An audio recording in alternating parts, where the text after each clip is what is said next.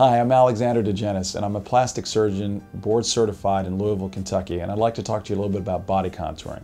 Body contouring involves liposuction or abdominoplasty, which is commonly known as a tummy tuck. We have lots of women, particularly those who are athletic, who have difficulty losing areas of fat storage on their hips, thighs, and abdomen. And liposuction really should be called liposculpturing because it's really not a weight loss type of procedure, but it's one in which helps put things into better proportion. It also takes down areas that are resistant to diet and exercise. I'm going to, at some point I tell my patients, I'm going to tell them about what they should beat themselves up about and what they can't. We often advise patients about their total health, diet, exercise, etc. But there are some things, particularly in a woman's body, that they can't fight, either because of genetic predisposition or the fact that they undergo pregnancy or that their body prepares to go through pregnancy. So women's bodies change dramatically after puberty due to both genetic and hormonal as well as these environmental influences that lay down extra layers of fat, stretch out muscles, as well as stretch skin. It's amazing to me as a physician that many of these different anatomic structures even come back to any normalcy. So I tell patients a lot of this is almost putting things back where they should be.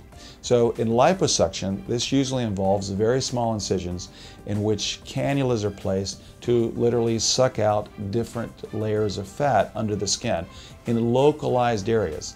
The procedure should really be called liposculpturing because it's not about weight loss, it's about trying to reduce these more difficult to lose areas. And so you'll see in the media a variety of different types of names for liposuction, which I think for the most part is hype.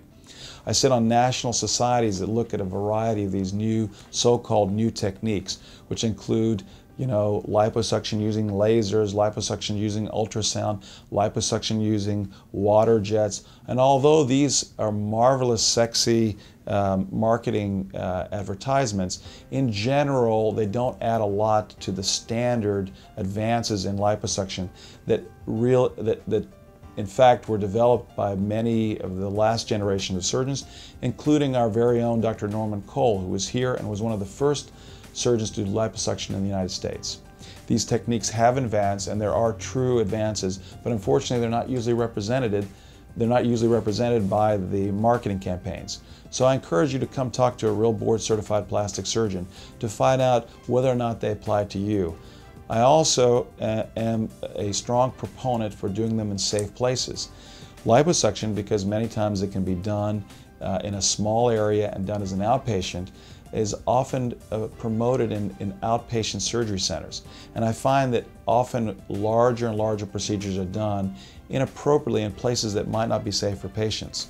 So in general, when we put together a plan, we try to evaluate where the safest place is to do these procedures. And we have a wide variety of options, including hospital-based surgery as well as office-based, to try to deal with some of these issues. In addition to liposuction, we do tummy tucks, and that, like I just explained, involves many times very thin women who've lost the strength of their muscles because basically the muscles have been splayed or been pulled apart. So no matter how much they exercise, it's frustrating because those muscles are off to the side rather than where they're supposed to be prior to the pregnancies. So many times the tummy tuck isn't just about taking out excess skin or fat, it's about tightening the muscles inside and in many ways reconstructing the abdominal wall. And since we're all living longer, this is about living healthier and putting things back to the way they should be. So I tell patients many times this is often really should be considered reconstructive surgery because we're putting things back. In addition, we usually take out excess skin, particularly after patients who've had C-sections.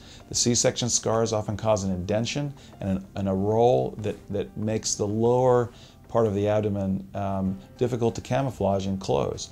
And so we often find that tends to be an important part to recontour the abdomen, meaning the belly as well as the sides, through these various two techniques of liposuction and abdominoplasty. If you'd like to have more information, please don't hesitate to call us ask questions. We'd love to send you some information as well as see you in consultation to give you a personalized program as well as advice about what the best options are for you. Thank you. If you would like more information, don't hesitate to call our telephone number at area code 502-589-5544. Thank you for your attention.